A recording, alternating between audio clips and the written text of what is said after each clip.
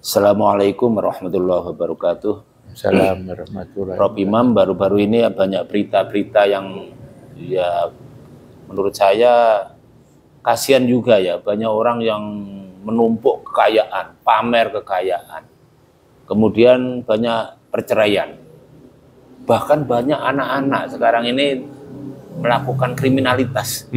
Kemarin itu ya tidak sengaja dia tengkar, bully adiknya, ditusuk dengan sate itu, punya makanan itu sampai buta. Jadi sebenarnya ketidaktenangan hidup ini ya, di masyarakat yang modern itu apa bisa dipahami atau bisa menjadi pedoman, itu agama itu bisa menyelesaikan masalah itu, menurut jenengan? Assalamualaikum warahmatullahi wabarakatuh. Waalaikumsalam. Saya sering Mas Habib ditanya itu, apa memang betul ya agama itu di dunia modern itu masih relevan? kan bertanya itu kan meragukan ya. Mengapa ragu? Karena mungkin belum merasakan ya. Kalau mereka itu berhasil merasakan, lalu kan dia sendiri kan lalu menjadi yakin, Mas Habib. Tapi karena mereka tidak merasakan, maka lalu bertanya kepada Mas Habib. Saya kan sering Mas Habib kan sampaikan ya, bahwa agama itu sebetulnya untuk kepentingan ini loh, hati loh Mas Habib. Innama bu'istu li utamima makarimal akhlak. Aku dibangkitkan itu adalah untuk menyempurnakan akhlak yang mulia. Jadi itu sebetulnya. Agama itu bukan lalu mendorong-dorong agar orang itu menjadi kaya raya gitu kan. Orang itu menjadi pejabat tinggi gitu kan. Orang itu lalu kemudian bisa menguasai apa saja. Apalagi lalu kemudian mengalahkan orang lain, menjadikan orang lain. Bukan itu Mas Habib. Agama itu sebetulnya adalah urusan akhlak. Akhlak itu adalah apa yang ada di dalam dirinya sendiri. Bahkan kalau kita mempelajari sejarah daripada agama-agama sepanjang masa ini Mas Habib, itu kan urusannya kan seperti itu adalah untuk memperbaiki akhlak Mas Habib. Mulai dari Nabi Adam ya. Nabi Adam dulu kan masih fasilitas kan masih semua dunia itu kan milik dia. Tapi kan juga sudah terjadi bunuh-membunuh anaknya itu. Lalu kemudian juga zaman-zaman berikutnya dari waktu ke waktu kan. Biasanya ada masalah. Ada masalah. Dan masalah itu sebetulnya bersumber dari hati. Bersumber dari apa yang ada di dalam hati. Lalu kemudian kalau itu berkembang menjadi kekacauan di masyarakat. Jadi kekacauan itu bukan hanya terjadi pada akhir zaman ini. Tapi itu sejak lahirnya manusia itu sudah beritu. Perang. Nah Allah ya. Kemudian dalam menyelesaikan problem manusia itu lalu menurunkan utusan. Utusan itulah yang disebut dengan Nabi atau Rasul sebetulnya itu. Nabi atau Rasul itu tugasnya adalah memperbaiki hati ini, akhlak ini sebetulnya. Dari zaman ke zaman. Yang jumlahnya kalau tidak salah menurut Iwati itu ada 124.000. Ribuan ya. 124.313. Ya Allah. 124.000 itu nabinya, rasulnya itu ada 313. Banyak, yang dikisahkan dalam Al-Quran itu ada 25 saja. Itu tugasnya adalah menyelesaikan problem-problem kehidupan manusia yang bersumberkan dari apa yang ada di dalam hati itu sebetulnya itu. Itulah tugas-tugas para nabi. Tapi jangan dikira bahwa tugas itu adalah ringan. Tugas para nabi dan para rasul itu adalah hal-hal yang manusia sendiri tidak bisa melakukannya. Tapi kalau manusia sendiri mampu melaksanakan, maka dikatakan antum a'lamu bi umuri dunyakum. Kami lebih tahu daripada tentang duniamu sendiri, tentang bagaimana mengatur transportasi, bagaimana membangun tata kota, bagaimana membuat pendidikan yang bagus, lalu kemudian bagaimana membuat pasar jual beli. Itu sebetulnya manusia sendiri bisa. Bisa. Karena itulah berkali-kali saya katakan pada Mas Habib, lalu Mas Habib juga pernah keliling di berbagai belahan dunia, negara-negara Jepang, negara-negara Korea, lalu China, lalu Eropa, Amerika, bahkan Rusia yang dulu membenci agama pun tanpa agama mereka juga maju kan. Mereka maju. Kalau itu hanya hal-hal yang sifatnya fisik. Duniaan, ya, fisik. Tapi jangan dikira roh ini tidak penting. Roh inilah yang menjadikan inti ya untuk menyelesaikan masalah. Roh inilah sebetulnya yang harusnya dijadikan kekuatan. Tatkala rohnya itu sudah bagus, sudah dididik oleh Allah dan Rasul, maka yang lain-lain itu sudah ikut. Yang ekonomi nanti juga sudah ikut.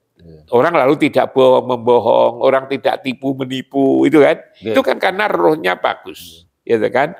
Orang lalu kemudian tidak merebut milik orang yang bukan haknya. Tidak pamer. Orang tidak pamer. Itu karena hati ini sebetulnya Mas Habib.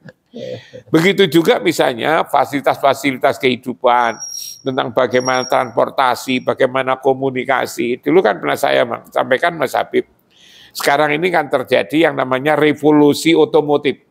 Sehingga di seluruh dunia itu menjadi macet. Macet itu tidak hanya di Malang dari Surabaya, di Blitar, di seluruh dunia karena ada revolusi otomotif ini. Di Rusia Mas Habib kan sudah mampu untuk menyelesaikan. Lewat apa? Lewat buat jalan di bawah tanah, 100 meter dari permukaan tanah. Dan itu adalah berjalur-jalur, ada lantai 7, seperti tol itu. Di bawah tanah. Iya. Nah itu kan mereka kan agamanya kan apa? Kan tidak ada. Tapi bisa menyelesaikan karena itu adalah wilayah kehidupan dunia ini yang bersifat fisik. Tapi kalau sudah soal-soal rohani, mereka tidak bisa. Mereka untuk menahan agar tidak perang dengan Ukraina juga tidak bisa kan. Diomongi kan juga tidak bisa gitu kan. Nah ini sebetulnya agama itu adalah ngurusi hal-hal yang sifatnya rohaniah ini loh. Kalau rohani ini damai, rohani ini tentram, gitu kan. Rohani itu ada saling kasih sayang, maka sebetulnya semuanya menjadi baik. Kalau rohaninya itu menjadi baik, rohaninya sudah baik. Nah, pertanyaan Mas Habib adalah bagaimana caranya? Gitu kan? Agar rohani itu menjadi tentram. Ini sebetulnya sederhana Mas Habib. Tapi banyak orang yang tidak tahu. Bahkan beberapa hari terakhir itu saya ada tamu dari Jakarta ya. Karena membaca YouTube yang dibuat oleh Mas Habib kan. Lalu kemudian masih kepingin memantapkan lagi itu dari Jakarta datang ke sini Mas Habib. Dan itu seorang tentara coba kan. Jenderal. Itu ada dokter. Lalu saya tunjukin, coba baca surat ini. Saya suruh baca surat Shot ayat 46-47. Di surat Shot ayat 46 itu kan dikatakan inna ahlasna biqali sotin dikrodar. Itu kan. Aku akan menjadikan hati ini damai, hati ini sejuk, menjadikan berakhlak mulia.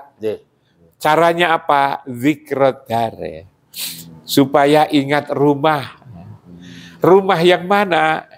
Berkali-kali saya katakan itulah rumah rohani. Ialah Baitullah. Berada di tengah-tengah Masjidil Haram. Kalau kita itu sehari-hari 5 kali sehari semalam selalu ingat tempat itu. Maka dikatakan hatinya menjadi halus, hatinya menjadi tenang. Hanya seringkali orang membantah, masa iya ya, kok itu mudah. Diucapkan mudah, Tetapi dilaksanakan juga susah. Ketika kita mau ingat itu, ternyata selintas lalu kemudian ingat yang lain. Ingat pekerjaan, ingat anak, ingat padahal cucu. maunya kalau fokus ke sana selesai. Jangankan di luar sholat. Ketika sholat saja juga sudah lupa, Mas Habib. Apalagi bahkan di lanjutan surat ayat itu kan mengatakan wa innahum indana laminal mustofainal ahyar. Orang yang selalu ingat tempat itu, rumah itu, baitullah itu, maka dia akan menjadi manusia pilihan terbaik. Luar biasa. Karena itu Mas Habib, pertanyaan Mas Habib yang terasa sederhana itu sebetulnya diperlukan banyak orang. Banyak orang yang memerlukan itu dan tidak perlu harus ke sana. Tidak harus ini, ingatannya saja. Yang saya katakan, yang katakan itu apa namanya berat itu Mas Habib. Cobalah kita itu kasus-kasus di rumah tangga, orang yang dicintain saja. Itu kadang-kadang di apa? KDRT, iya, ada KDRT. Suami sakwa sangka kepada istrinya, istrinya sakwa sangka kepada suaminya, kepada anaknya, sehingga lalu kemudian rumahnya itu menjadi apa ya, bersuasana seperti neraka sebelum datang neraka yang sebenarnya. Kalau lalu antara suami istri konflik gitu kan, 2 hari saja tidak bertengkar itu lalu kemudian sudah bagus, apalagi lalu sehari-hari, yang satu ninggalkan rumah, yang satunya lagi juga ninggalkan rumah, itu kan menggambarkan, kan kasihan juga anak-anaknya, cucu-cucunya Mas Habib. Nah, caranya apa? Ternyata caranya mudah ternyata itu. Ingat rumah. Tapi lalu kemudian itu harus dibarengi dengan kegiatan-kegiatan ibadah. Bagaimana ingat rumah itu? Ingat rumah itu kan sholat. Maka sholat itu kan apa namanya? Aqimus sholat lidzikri. Dirikanlah sholat untuk mengingat aku. Mengingat aku itu lagi-lagi juga susah. Mengingat aku itu aku siapa? Kalau itu aku Allah, kita juga bingung gitu. Ingat Allah. Terlalu abstrak. Lalu ikut Muhammad, ikut Muhammad. Ikut Muhammad juga tidak pernah ketemu Muhammad. Maka lalu kemudian caranya ikut di mana tempat yang ditunjukkan oleh Muhammad itu. Agar lalu kemudian dia ingat Muhammad. Maka lalu kemudian kan juga ada apa namanya petunjuk-petunjuk yang terkait dengan itu gitu kan. Fal ya'budu robba hadzal bait kan itu kan. Sembahlah ini rumah kan gitu kan. Rumah di situ disuruh apa namanya li ilafi quraisin ilafihim rihlatas sita'i wasaifal ya'budu robba hadzal bait. Nah itu kan. Itu sembahlah ini rumah ini. Iya itu. Tuhan kan itu Tuhan ini rumah kan itu Mas Habib itu. Ini jadi sederhana-sederhana seperti itu. Tapi lalu seringkali terlewatkan. Lalu kemudian kita menjadi bingung mereka, problem-problem kehidupan sehari-hari lalu tidak terpecahkan. Padahal sebetulnya agama itu memberikan solusi yang kayak begitu jelas sebetulnya itu. Makanya saya juga berpikir gitu sehari-hari itu gimana sebetulnya menyelenggarakan pendidikan yang tepat apa ya, yang sesuatu yang betul-betul dibutuhkan oleh semua orang. Pelajaran-pelajaran agama itu kita masuk sekolah kan fikih, pelajaran tauhid, pelajaran akhlak, pelajaran tarikh kan itu Mas Habib. Terasa sekali setelah kita keluar dari sekolah itu ini tidak nyambung dengan kebutuhan kehidupan sehari-hari yang katanya agama itu ngurus hati gitu kan. Terpisah-pisah. Nah itu. Tidak menjadi holistik. Gitu. Iya, tidak menjadi holistik itu. Bahkan yang memprihatinkan sekali tatkala kita diskusi agama bukan mendapatkan kedamaian, malah berantem. Tapi malah berantem, malah itu bertengkar. Gara-gara beda iya, padahal agama itu bukan bahan pertengkaran. Saya diberitahu oleh guru saya itu jangan sekali-kali bertengkar terkait dengan agama. Kenapa? orang bertengkar itu ujung-ujungnya dua. Kalau tidak menang itu kalah. Yang menang sombong, yang kalah menderita. Sombong dan menderita apalagi dendam akibat daripada agama, padahal agama itu datang adalah untuk mendamaikan. Nah ini agama yang menjadi kontraproduktif itu, Mas Habib. Karena itu mungkin dialog-dialog seperti ini sederhana sekali, menjadi sangat penting sekali untuk mengingatkan kita semua, Mas Habib. Jadi itu, Mas Habib, di dunia modern pun agama masih tetap relevan, sebab karena agama makin banyak masalah ternyata. Makin banyak masalah, dan agama itu datang untuk menyelesaikan problem-problem manusia sendiri. Problem-problem manusia sendiri, bukan problem orang lain.